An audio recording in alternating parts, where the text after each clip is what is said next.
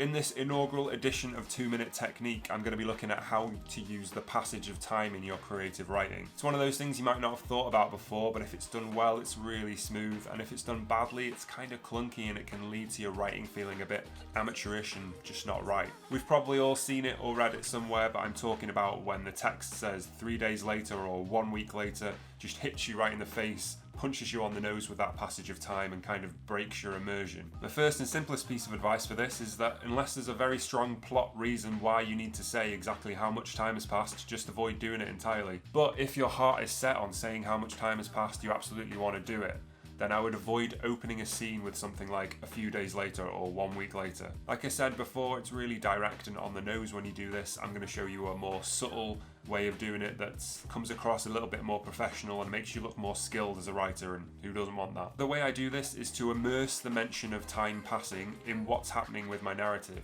So instead of having the mention of time passing and then what's actually happening in the scene as two separate elements, I join them together and make them work as a pair. So how do you do that, Kieran? What are you talking about? Give me an example. Okay, here we go. Version 1. A few days later, we finally managed to unlock the door. It's not a bad sentence, but it's very on the nose. So let's have a look at the version where I've immersed the two together. It took us the best part of 3 days to get the door unlocked.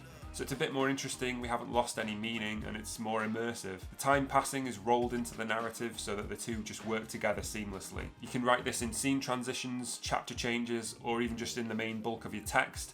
Once you've practiced and got it right, you'll never go back to just saying 3 days later again. Let me know in the comments if there's anything you want to see me tackle in 2 minutes. Don't forget to hit the subscribe button. Thanks so much for watching, and I'll see you in the next one.